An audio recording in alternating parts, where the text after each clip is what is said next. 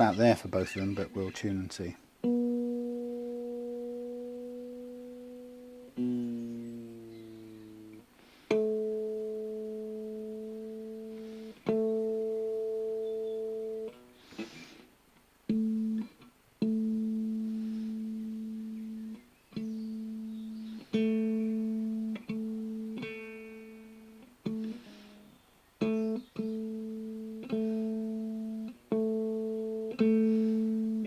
Still a tiny bit sharp, so a little bit more of a turn. We're almost there.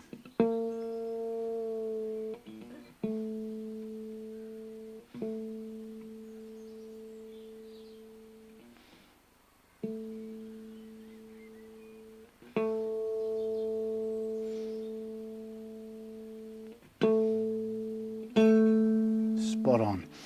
Absolutely perfect.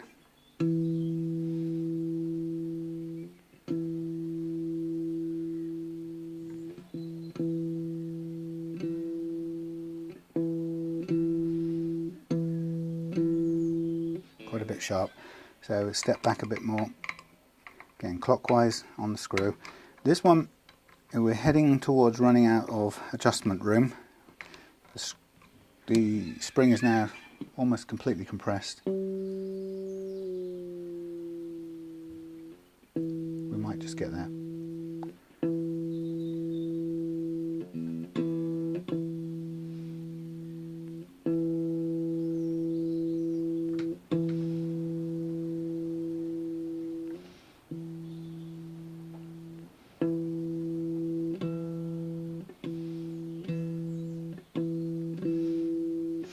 Nature of the string, think about it, small fret, fat string, you're pressing down, it's making quite a dent in that string just to get it down there. It will make a difference. So I'm crunching that spring up now, last couple of turns, I think we're just there.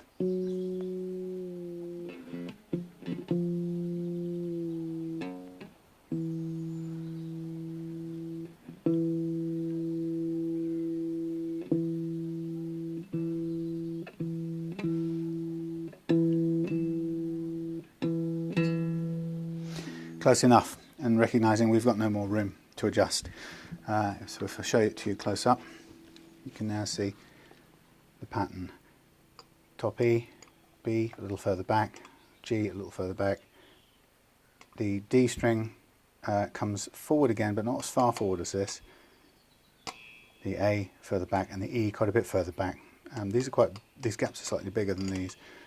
Pretty typical layout, that is. So if you see that on a guitar that you're buying on eBay or somebody's house or whatever, or even in the shop, if you see these lined up in that sort of pattern, two little groups of three, you can be pretty certain that somebody's had a go at intonating it.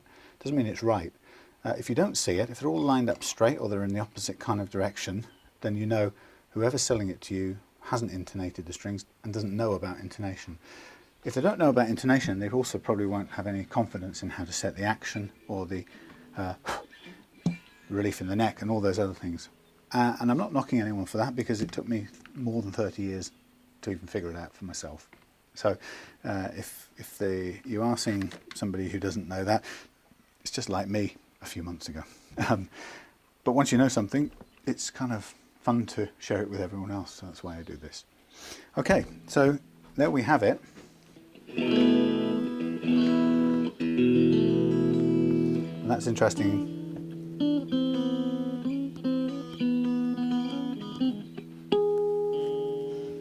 These things are well out of tune from doing that. That's because I've been laying it down flat on the bench. So let me just tune this up, and then we'll hear how the guitar sounds. This is this bit that I'm always sorry that I can't play better than I can, because it doesn't really do the guitar justice. But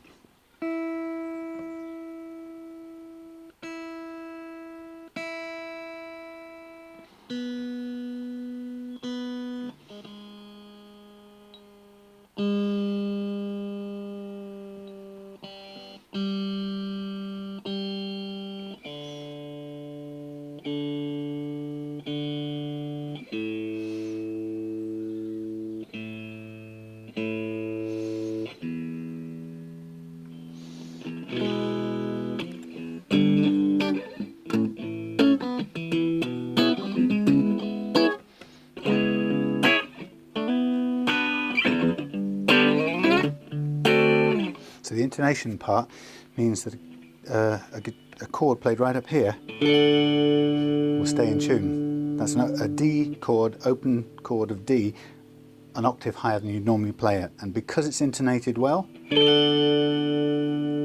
rings like a heavenly bell, like cherubs and angels with their heavenly harps.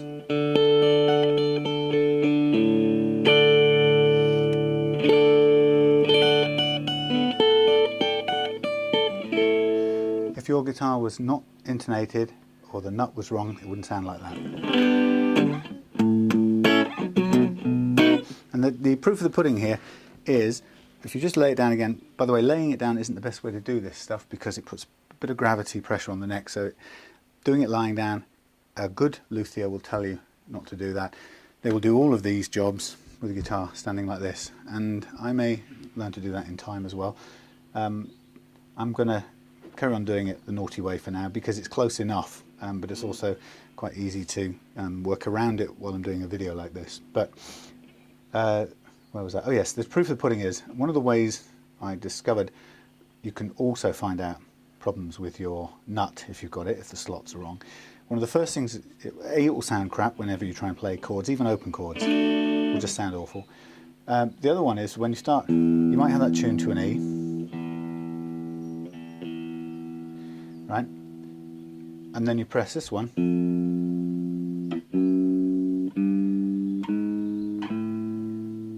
and the secret is, if this one's way sharp of an F, which it is, there's still a bit of room we could take that nut down, even though it's pretty close. Before I did that, it was way sharper than that. So if you've got something where if your guitar, you tune it on the open string and then you fret the first string and it's really sharp, either you can hear it or your chromatic tuner will show it to you, then you've got a problem with the slot heights or depths on this, on the nut. So that's one of the ways I discovered it, thinking, well, if that's an E, that can't be an F sharp. What's the point? You can't play the guitar.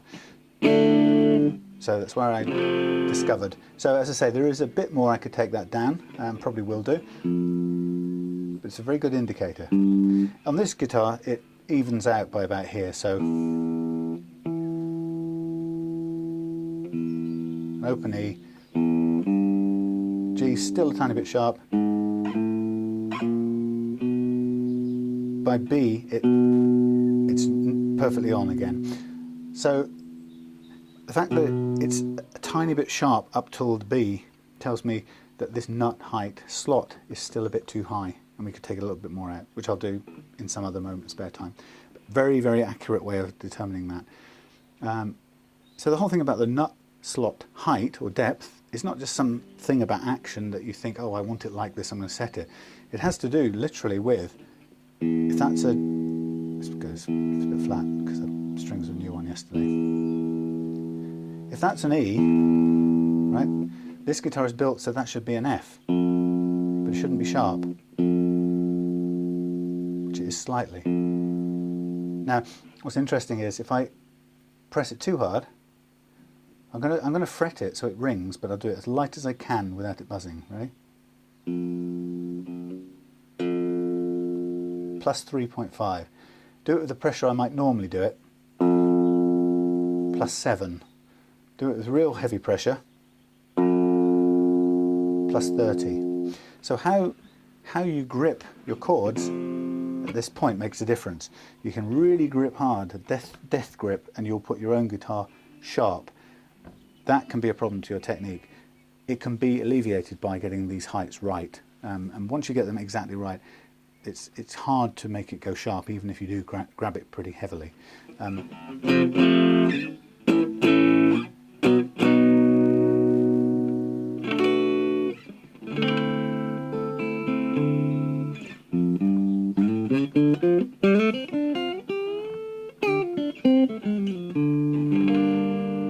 Lovely.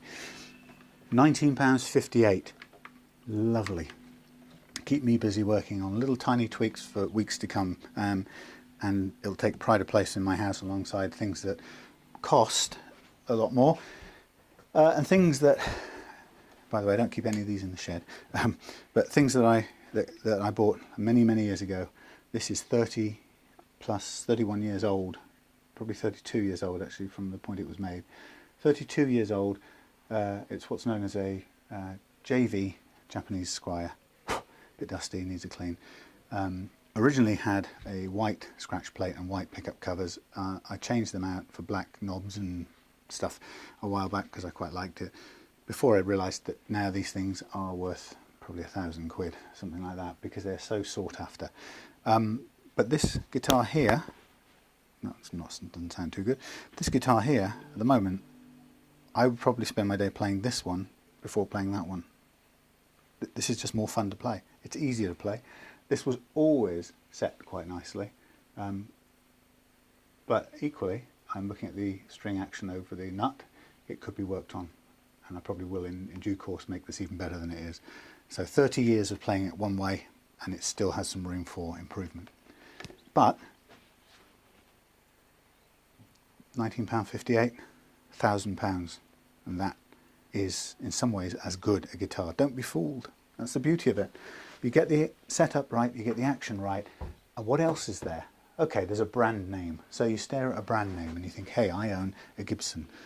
You know, these days when you go out and buy a Gibson, do you know what the first thing in the back of your mind is the whole time? Am I getting ripped off? Is somebody selling their Chinese copy? Because you wouldn't know. That's the first worry.